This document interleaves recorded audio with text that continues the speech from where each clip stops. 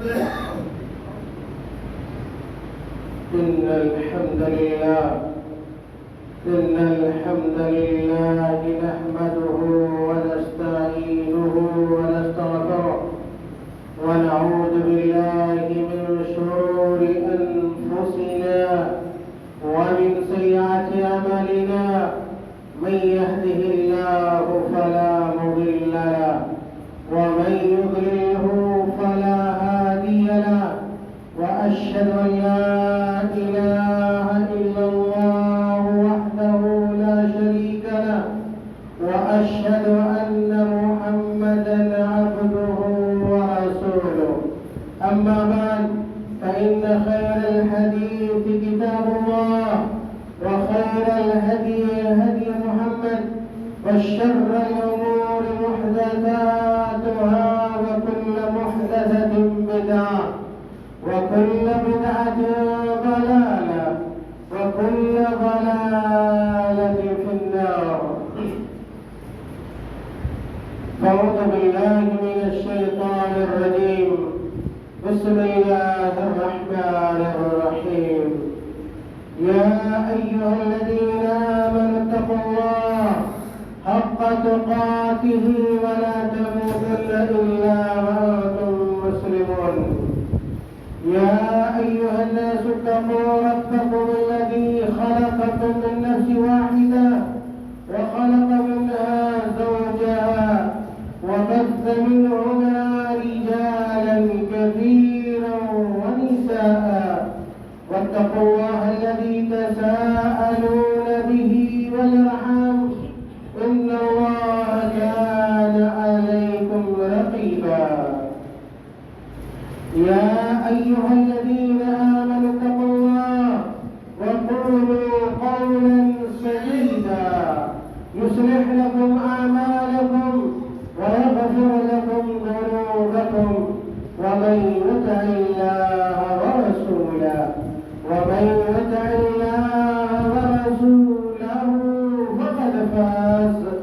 فقد فاز فوزا عظيما. وقال تعالى في مقام آخر إنا أنزلناه في ليلة القدر وما أدراك ما ليلة القدر. ليلة القدر خير من 1000 شهر تنزل الملائكة والروح فيها بإذن ربهم من كل أمر سلام هي حتى مطلع الفجر. وعن عائشة رضي الله عنها قالت أن النبي صلى الله عليه وسلم كان يجتهد في العشر الأواخر ما لا يجتهد في غيره. وقالت رضي الله تعالى عنها كان النبي صلى الله عليه وسلم إذا دخل العشر شد مئزره وأحيا ليله وأيقظ أهله متفق عليه. حاضرین جمعہ، बुजुर्गों, नौजवानों और प्यारे बच्चों, हम और आप रमज़ान मुबारक का महीना गुजार रहे हैं, जो महीना सरापा खैर का महीना होता है, बरकत का महीना होता है, नेकियों के जमा करने का और नेकियों से अपने दामने मुराद को भरने का महीना होता है। मेरे भाइयों, ये रमज़ान मुबारक का महीना इसलिए आया था ताकि हमें ये हमारा दीन सिखलाए, हमारी ट्रेनिंग करे। इसलिए महीना हमारे पास हर साल में आता है और फिर बड़ी तेजी के साथ ऐसा लगता है पलक झपकते ये महीना अपने इख्तिताम को पहुंच जाता है। मेरे भाइयों, कुरान में نے بیان کیا ہے سورۃ البقرہ کے اندر، وہ آیت آپ نے اس سے پہلے سنی ہوگی۔ اللہ تعالیٰ نے کہا یا ایھا الذین آمنوا کتب علیکم الصیام کما کتب علی الذین من قبلکم لعلکم تتقون۔ اللہ رب العالمین نے اس آیت کریمہ کے اخیر میں روزے کا جو مقصد بیان کیا وہ یہ تھا کہ ہمارے دل میں، آپ کے دل میں، دنیا کے مسلمانوں اور مومنوں کے دل میں اللہ رب العالمین کا ڈر پیدا ہو جائے، اللہ تعالیٰ کا خوف پیدا ہو جائے۔ روزہ ہمیں یہ سکھلایا اور یہ پیغام دیا ہے کہ ہم اپنے آپ کو اللہ تعالیٰ کی عبادت سے جوڑیں، اللہ رب العالمین کی عبادت سے جوڑیں، اور اپنے آپ کو اپنی زندگی کے آخری مرحلے تک، آخری سانس تک اللہ رب العالمین کی بندگی سے، اس کی عبادت سے جوڑے رکھیں۔ یہ روزہ ہمیں سکھلانے آیا تھا، روزہ یہ پیغام لے کر آیا تھا، روزہ اس بات کی ٹریننگ کر رہا تھا، ہمیں یہ دے رہا تھا اور دے رہا ہے۔ چند دن اور باقی رہ گئے میرے بھائیوں کہ ہم نمازوں کا اہتمام کریں، روزہ کا پیغام کہ ہم فرائض کا اہتمام کریں، ہم سنتوں کا اہتمام کریں، ہم نوافل کا اہتمام کریں۔ روزہ ہمیں یہ سکھلا رہا ہے کہ جس طرح اس رمضان کے مہینے میں ہم نے فرض روزے رکھے ہیں، اگر ہم روزہ رکھ سکتے ہیں تو رمضان کے بعد ہمیں نفلی روزہ بھی رکھنا چاہیے۔ روزہ یہ سکھلا رہا ہے میرے بھائیوں، یہ پیغام دے رہا ہے کہ جس طرح ہم نے اس ماہ مبارک میں اللہ تعالیٰ کی کتاب سے اپنا رشتہ جوڑے رکھا، دن میں ہم نے قرآن کی تلاوت کی ہے، راتوں میں قرآن کریم کی تلاوت کی ہے، جس طرح ہم نے رمضان میں قرآن کریم کو اپنے گلے سے لگائے رکھا، اپنے سینے سے لگائے رکھا۔ ایسا نہ ہو کہ رمضان المبارک گزرنے کے بعد ہمارا رشتہ اللہ کی کتاب سے ٹوٹ جائے، ہم اللہ کی کتاب سے الگ ہو جائے۔ نہیں، اگر ایسا ہوتا ہے تو پھر ہم اپنے مقصد میں کامیاب نہیں ہے۔ یہ ماننا لازم آئے گا کہ روزہ جو ہمیں ٹریننگ کرا رہا تھا، ہماری ٹریننگ مکمل نہیں ہو سکی، ہم اپنے مقصد میں ناکام ہو چکے۔ میرے بھائیوں، روزہ رمضان کا مہینہ ہمیں اس بات کی بھی ٹریننگ کرا رہا تھا اور کرا رہا ہے کہ ہم، اللہ تعالیٰ نے اگر ہمیں مال دیا ہے، دولت دی ہے، تو ہم غریبوں کا خیال رکھیں۔ روزہ یہی سکھلایا ہے کہ جب ہم روزے کی حالت میں بھوک اور پیاس کو برداشت کرتے ہیں تو اس وقت ہمیں غریبوں کا خیال آنا چاہیے کہ وہ لوگ جن کے پاس کھانے کا سامان نہیں ہوتا ہے، پینے کا سامان نہیں ہوتا ہے، وہ لوگ اپنا وقت کیسے گزارتے ہوں گے، وہ اپنا دن کیسے گزارتے ہوں گے، ان کا دکھ اور ان کا تکلیف، ان کے دکھ اور تکلیف کا احساس ہمیں ہونا چاہیے۔ میرے بھائیوں، روزہ اس بات کی ٹریننگ دیتا ہے کہ ہم اللہ کے راستے میں خرچ کریں، ہم اپنے مال سے زکات نکالیں، ہم صدقہ و خیرات کا اہتمام کریں۔ یہ ساری ٹریننگ میرے بھائیوں رمضان مبارک کے مہینے میں ہوتی ہے۔ اب دیکھنا یہ ہے، محاسبہ کرنا ہے۔ اب رمضان مبارک کا بالکل آخری مرحلہ آ چکا ہے، جس کو آپ اختتامی مرحلہ کہہ سکتے ہیں۔ اس مہینے، اس عشرے میں، رمضان مبارک کا جو آخری عشرہ ہے، ہمیں اپنا محاسبہ کرنا ہے کہ ہم کس حد تک اللہ تعالیٰ کے اعمال کو، اس کے اوامر کو ہم بجا لا رہے ہیں، یا ہم اللہ رب العالمین کے اوامر کی بجاوری میرے بھائیوں نہیں کر رہے۔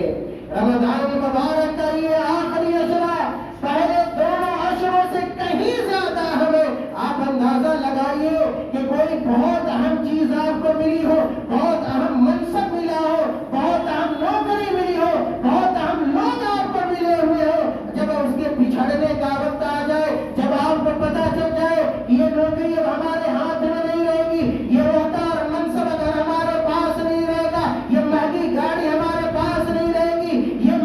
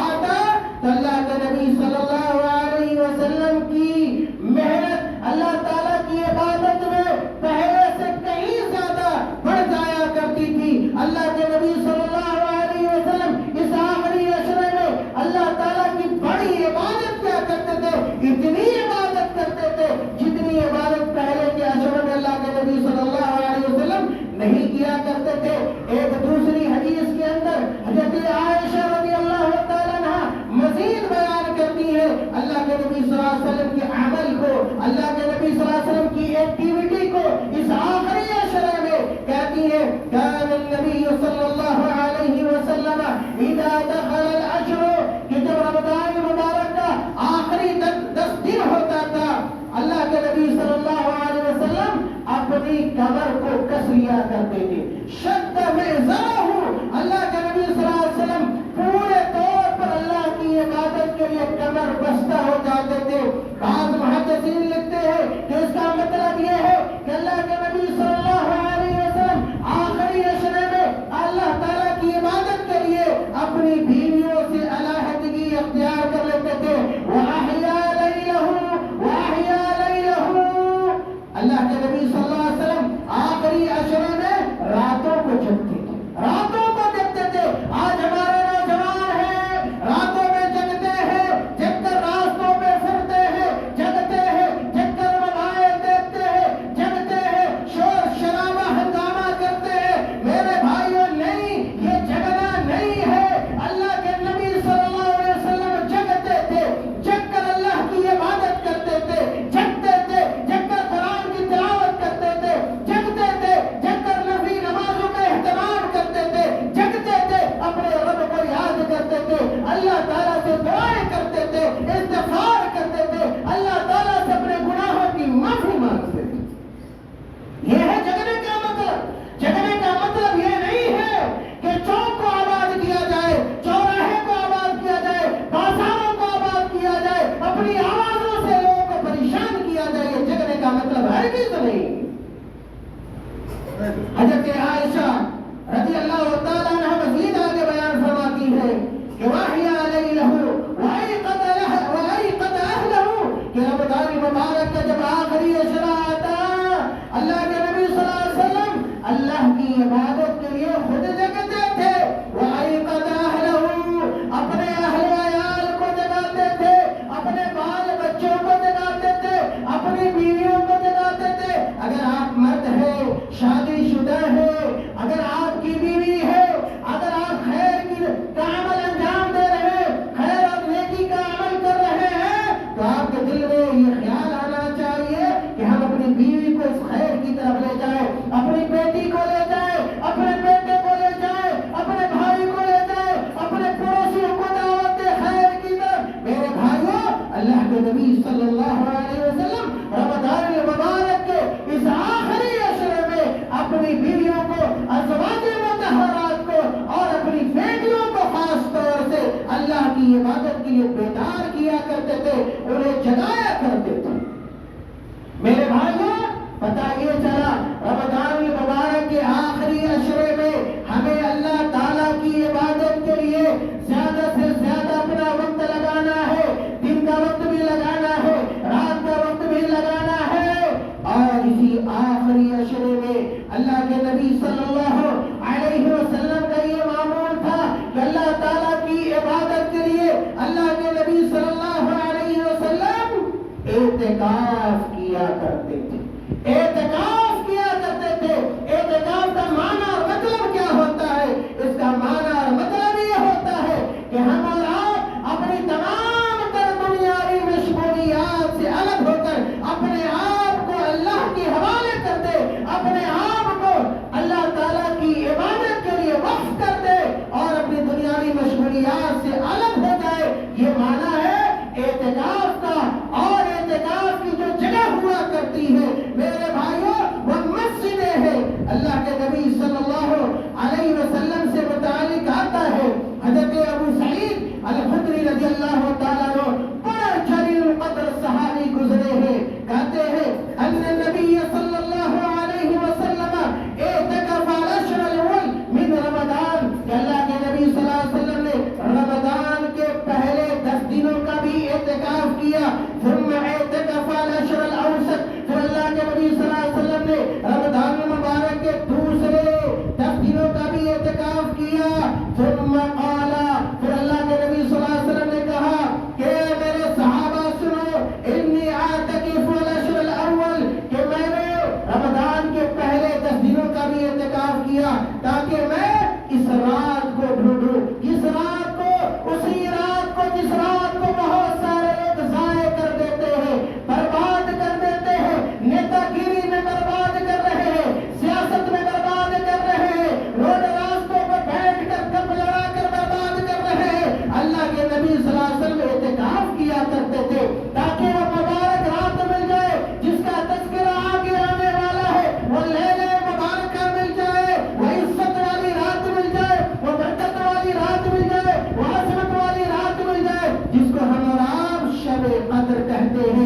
قرآن میں اس کو لیلۃ القدر کہا گیا ہے۔ میرے بھائیو، اللہ کے نبی صلی اللہ علیہ وسلم نے کہا کہ میں نے رمضان کے پہلے عشرے کا اعتکاف کیا تاکہ یہ رات مل جائے، پھر میں نے بیچ والے عشرے کا اعتکاف کیا۔ پھر آگے اللہ کے نبی صلی اللہ علیہ وسلم کہتے ہیں کہ ثم اوتیت فقیل لی، کہ پھر مجھے بتلایا گیا، اللہ تعالیٰ نے یہ خبر دی کہ کیا خبر دی اللہ تعالیٰ نے؟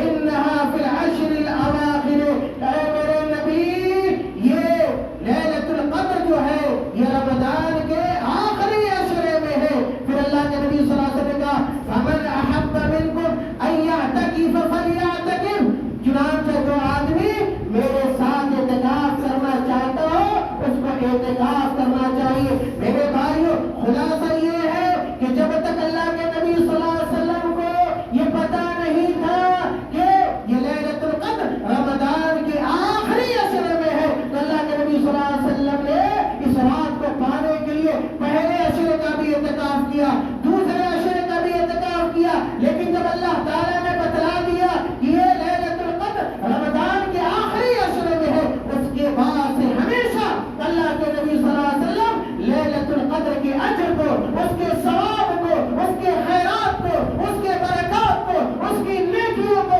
اس کی عظمتوں کو، اس کی رفتوں کو پانے کے لیے اعتکاف کرتے تھے، رمضان کے آخری عشرے میں کیا کرتے تھے۔ اسی لیے اما عائشہ صدیقہ کائنات رضی اللہ تعالیٰ عنہ بیان کرتی ہے کہ کان النبی صلی اللہ علیہ وسلم یعتکف العشر الاواخر من رمضان حتی توفاہ اللہ عز وجل۔ حضرت عائشہ رضی اللہ تعالیٰ عنہ بیان کرتی ہے کہ اللہ کے نبی صلی اللہ علیہ وسلم رمضان کی آخری عشرے میں، اور وہی آخری عشرہ چل رہا ہے، اس کو آپ احساس کیجئے اور اس پر غور کیجئے کہ کوئی اور دن نہیں چل رہا ہے، کوئی اور مہینہ نہیں گزر رہا ہے، بہت عظیم مہینہ گزر رہا ہے۔ اگر اس کی نیکیوں سے آپ محروم رہ گئے تو دنیا کے سب سے بدقسمت آدمی ہے، سب سے زیادہ محروم انسان ہے۔ پتا نہیں کون گارنٹی لے سکتا ہے، کون ضمانت لے سکتا ہے کہ آئندہ رمضان آپ کی قسمت میں ہو، رمضان کا آخری عشرہ آپ کی قسمت میں ہو، رمضان کی یہ لیلۃ القدر آپ کی قسمت میں ہو، یہ تاک راتیں آپ کی قسمت میں ہو۔ کوئی ضمانت نہیں لے سکتا، کوئی گارنٹی نہیں لے سکتا۔ اس لیے اللہ تعالیٰ نے یہ مہینہ دیا ہے اور یہ آخری عشرہ دیا ہے، یہ ساعتیں دی ہے، یہ اوقات دیے ہیں۔ اللہ تعالیٰ کا شکریہ ادا کیجیے، اللہ تعالیٰ کے لیے اپنے اوقات کی حفاظت کیجیے، نیکیوں میں لگائیے، ثواب کے جمع کرنے میں لگائیے، تاکہ کل قیامت میں یہ نیکی آپ کے کام آئے۔ کوئی آدمی جوان مرے گا، بوڑھا مرے گا، بچہ مرے گا، جوانوں کو یہ غلط فہمی ہوتی، خاص طور سے جوانوں کو یہ غلط فہمی ہوتی ہے۔ ابھی میں جوان ہوں، میری عمر 20 سال ہے، 25 سال ہے، کتنے ایسے جوان ہیں، جائیے چلے جائیے قبرستان کے اندر، معلوم کیجئے جا کر کتنے جوان تھے 30 سال کے، رانا جوان تھے، خوبصورت تھے، لیکن جب موت کا وقت آ گیا اس جوان کو کوئی بچا نہیں سکا، موت کے فرشتے کو کوئی روکنا نہیں سکا۔ اس لیے میرے بھائیوں، زندگی کے ہر مرحلے کو، زندگی کے ہر دن کو، زندگی کے ہر گھنٹے کو ہمیں اور آپ کو آخری گھنٹہ، آخری لمحہ اور آخری وقت سمجھ کر اللہ تعالیٰ کی عبادت کرنی چاہیے، تاکہ یہ عبادتیں کل قیامت میں اور قبر میں ہمارے کام آئے۔ میرے بھائیوں، حضرت عائشہ رضی اللہ تعالیٰ بیان کرتی ہے کہ رمضان کی آخری عشرے کا اللہ کے نبی صلی اللہ علیہ وسلم اعتکاف کرتے رہے، یہاں تک کہ اللہ تعالیٰ سے جا ملے۔ آپ صلی اللہ علیہ وسلم کی وفات ہو گئی، اور آپ صلی اللہ علیہ وسلم کی وفات کے بعد آپ صلی اللہ علیہ وسلم کی بیویاں بھی اعتکاف کرتی، آپ صلی اللہ علیہ وسلم کی بیویاں بھی اعتکاف کرتی تھی۔ کہتی ہے ثم اعتکف ازواجہ من بعدی، پتہ یہ چلا کہ عورتیں بھی اعتکاف کر سکتی، مرد بھی اعتکاف کر سکتے ہیں، اور یہ سنت ہے، مسنون عمل ہے۔ اگر ہمارے پاس فرصت ہو، وقت ہو، ضرور ہمیں اعتکاف کرنا چاہیے تاکہ لیلۃ القدر ہمیں حاصل ہو سکے۔ میرے بھائیوں، اسی آخری عشرے میں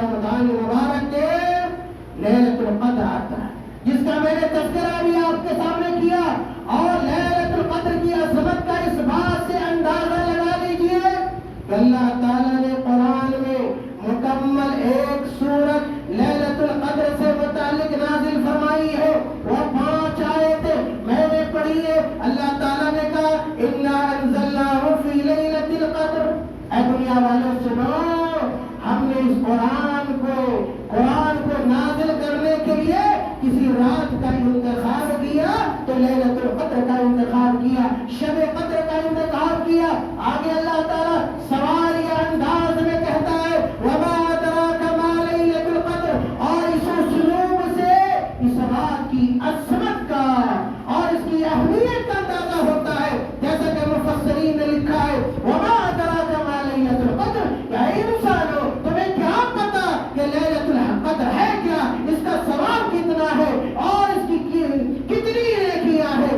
آگے اللہ تعالیٰ نے کہا لیلۃ القدر خیر من الف شہر، کوئی معمولی رات نہیں ہے، بہت بڑی رات ہے. اللہ تعالیٰ نے کہا لیلۃ القدر خیر من الف شہر، 1000 مہینوں کی عبادت سے لیلۃ القدر کی عبادت بہتر ہے. 1000 مہینے کتنے سال ہوتے ہیں؟ 83 سال 4 مہینہ. 83 سال 4 مہینہ. بہت سارے لوگ کی اتنی عمر ہوتی بھی نہیں ہے، بلکہ بیشتر لوگ اتنی عمر بھی نہیں پاتے ہیں. کتنی بڑی بات ہے، کتنی بڑی دولت ہے کہ اگر آپ لیلۃ القدر میں جگتے ہیں، جگ کر اللہ کی عبادت کرتے ہیں تو گویا 83 سال 4 مہینے کی عبادت کا اجر اور اس کا ثواب ایک ہی رات میں آپ کی جھولی میں اور آپ کے اکاؤنٹ میں اللہ رب العالمین جمع کر دیتا ہے. میرے بھائی لیلۃ القدر کے بارے میں آگے اللہ تعالیٰ نے سورت کے اندر کہا تنزل الملائکۃ والروح فیہا. سنو لیلۃ القدر کے بارے میں کیا سننا چاہتے ہو، اس کی برکتوں کے بارے میں. تنزل الملائکہ، جو لیلۃ القدر ہوتا ہے شب قدر میں فرشتے جھوک در جھوک، گروہ در گروہ، جماعت در جماعت اور کثیر تعداد میں فرشتے دنیا کے اندر نازل ہوتے ہیں، دنیا کے اندر نازل ہوتے ہیں. اور ان فرشتوں کے ساتھ حضرت جبریل علیہ السلام بھی ہوتے ہیں. جبریل علیہ السلام کی عظمت کی وجہ سے اللہ تعالیٰ نے خاص طور سے فرشتوں میں جبریل علیہ السلام کا تذکرہ کیا. اور جو فرشتے اترتے ہیں وہ اس بات کے لیے اترتے ہیں تاکہ ان اعمال کو انجام دے سکے جن اعمال کا فیصلہ اللہ رب العالمین اس سال کرتا ہے. ان سال جو کچھ ہونے والا ہے اس کے فرشتے، اس کے فیصلے لیلۃ القدر میں ہوا کرتے ہیں. انسان زندہ ہوتا ہے، چل رہا ہوتا ہے، اچھا ہوتا ہے، صحت مند ہوتا ہے، حالانکہ اس کا نام مرنے والوں میں لکھ دیا جاتا ہے. شب قدر کے اندر اس کو پتہ نہیں ہوتا ہے وہ اچھا ہوتا ہے، اس کا نام بیماروں میں لکھ دیا جاتا ہے. وہ اچھا تمنظر اور مالدار ہوتا ہے اور اس کا نام غریبوں میں لکھ دیا جاتا ہے. یہ سب کچھ کب ہوتا ہے؟ پورے سال کے فیصلے شب قدر میں ہوا کرتے ہیں. میرے بھائیوں لیلۃ القدر کی ایک اور صفت بتائی اللہ تعالیٰ نے، کہا سلام ہی، سلام ہی. یہ رات لیلۃ القدر والی سراپا سلامتی والی رات ہوتی ہے، خیر و برکت والی رات ہوتی ہے.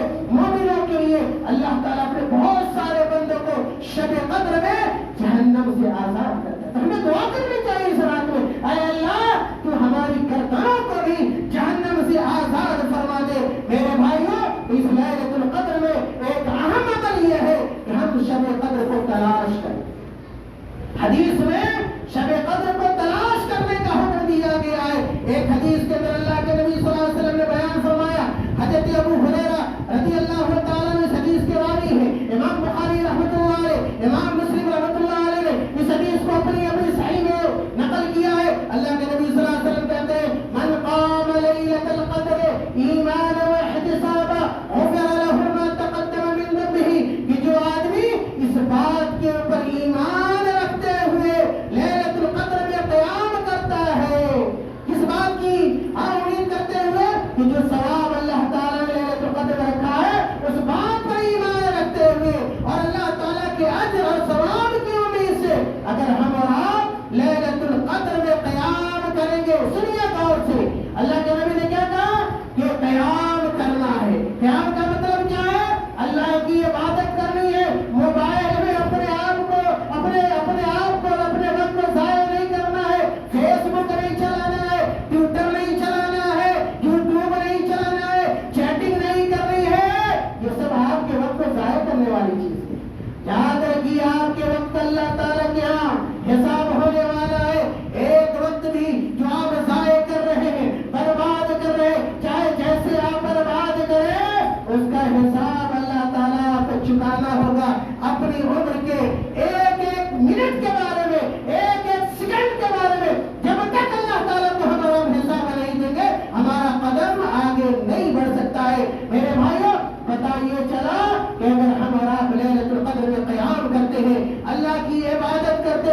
اللہ تعالیٰ ہمارے چھوٹے چھوٹے گناہوں کو معاف فرما دیتا ہے۔ اللہ کے نبی صلی اللہ علیہ وسلم نے ایک اور حدیث کے اندر بیان فرمایا، کہا تحروا لیلۃ القدر فی العشر الاواخر من رمضان۔ اے میرے صحابہ سنو، اے میری امت کے لوگوں سنو، اللہ کے نبی کا ارشاد ہو رہا ہے، اللہ کے نبی کہہ رہے تحروا لیلۃ القدر، تم لوگ لیلۃ القدر کو ڈھونڈا کرو، تلاش کیا کرو۔ کب ڈھونڈو، کب تلاش کرو؟ رمضان مبارک کے آخری عشرے میں، جو یہ آخری عشرہ چل رہا ہے۔ اسی طرح اللہ کے نبی صلی اللہ علیہ وسلم نے کہا تحروا لیلۃ القدر فی الوتر من عشر الاواخر من رمضان، کہ رمضان کے آخری عشرے کی تاک راتوں میں، یعنی 21ویں کو، 23ویں کو، 25ویں کو، 27ویں کو اور 29ویں کو ہمیں اور آپ کو لیلۃ القدر کو ڈھونڈنا ہے۔ اور اس کا اجر کیا ہوتا ہے میں نے بتلا دیا میرے بھائیوں۔ حضرت عبداللہ ابن عمر رضی اللہ تعالیٰ عنہ بیان کرتے ہیں کہ اللہ کے نبی صلی اللہ علیہ وسلم نے کہا ارا رؤیاکم قد تواتعت فی السبع الاواخر۔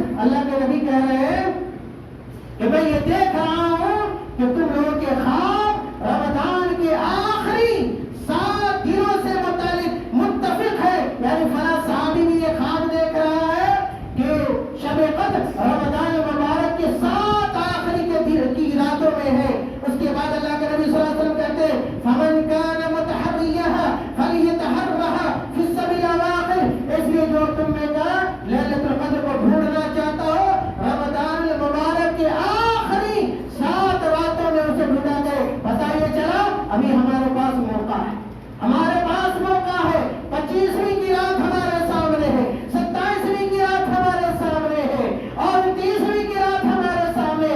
اگر پہلے ہم سے غلطی ہوئی ہے، نادانی ہوئی ہے، غفلت ہوئی ہے، ہم جگ نہیں سکے ہیں، اللہ کے لیے اپنے وقت کو لگا نہیں سکے ہیں، قیام اللیل نہیں کر سکے ہیں، قرآن کی تلاوت نہیں کر سکے ہیں، اپنے لیے معافی نہیں مانگ سکے ہیں، اپنے بال بچوں کے لیے اپنے لیے دعا نہیں کر سکے ہیں، ابھی بھی موقع ہمارے سامنے میرے بھائی، ابھی بھی موقع ہے اور ہمیں غنیمت سمجھنا چاہیے۔ میرے بھائیوں آخری نقطہ آج کے خطبہ جمعہ کا حالانکہ وقت ختم ہو گیا ہے۔ میرے بھائیوں اس آخری عشرے میں ہمیں اور آپ کو زکوٰۃ الفطر بھی دینا ہے، زکوٰۃ الفطر بھی دینا ہے۔ زکوٰۃ الفطر یاد رکھیے واجب فرض ہے، فرض ہے۔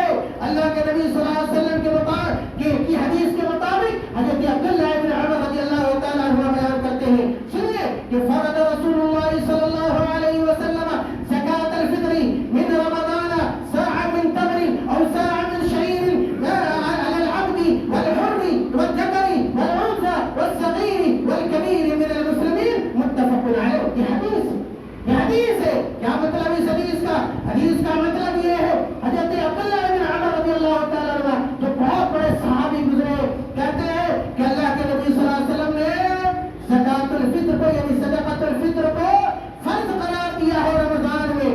اور زکوٰۃ الفطر کتنی ہے، اس کی مقدار کیا ہے؟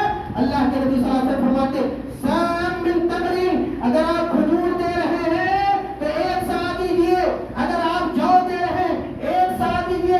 1 صاع کتنا ہوتا ہے؟ 2.5 کلو، تقریباً 2.5 کلو ہوتا ہے۔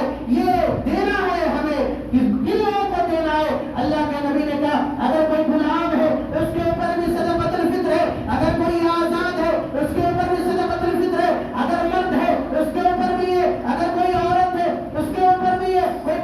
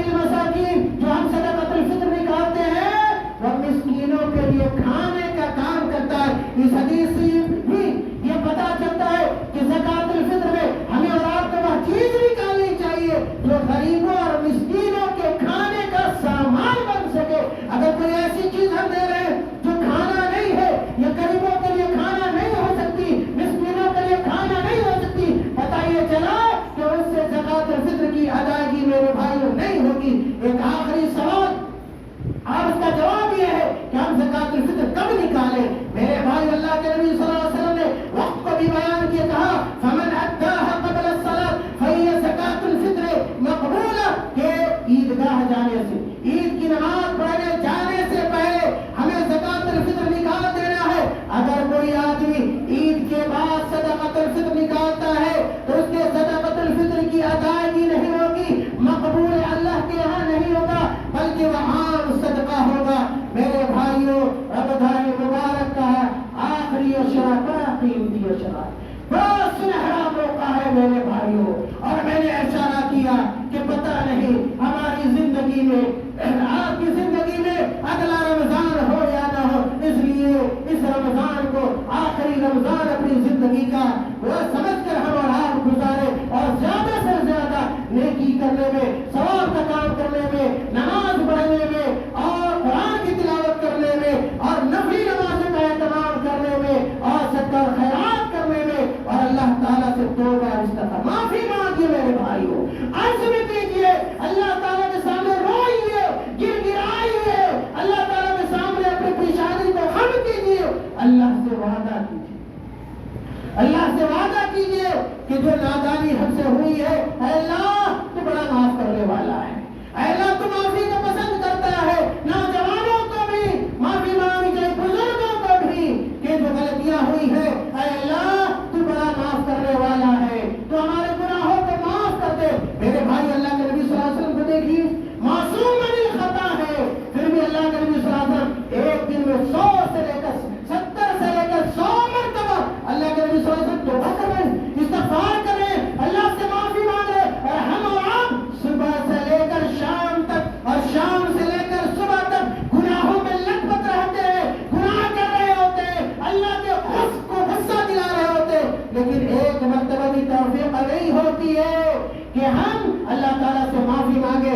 اسی لیے اللہ تعالیٰ نے ہمیں اور آپ کو حکم دیا ہے وَتُوبُوا إِلَى اللَّهِ جَمِيعًا أَيُّهَا الْمُؤْمِنُونَ لَعَلَّكُمْ تُفْلِحُونَ. اے دنیا کے مومنوں، تم معافی میں توبہ کرو، اللہ تعالیٰ کی طرف لوٹو. اللہ کا دروازہ، توبہ کا دروازہ کھلا ہوا ہے. قبل اس کے کہ ہماری اور آپ کی موت کا وقت آ جائے، جو آدمی مرنے کے وقت توبہ کرتا ہے، استغفار کرتا ہے، معافی مانگتا ہے، یاد رکھیے اس کا توبہ قبول نہیں ہوتا. ابھی وقت ہمارے سامنے رمضان کا سنہرا مہینہ ہے، رمضان کی یہ سنہری راتیں ہیں، یہ ساعتیں ہیں میرے بھائیوں، جو ہمیں استغفار کی طرف آمادہ کرتی ہیں اور ہمیں بلاتی ہیں کہ ہم اور آپ اپنے گناہوں کی معافی اللہ تعالیٰ سے مانگے. اللہ تعالیٰ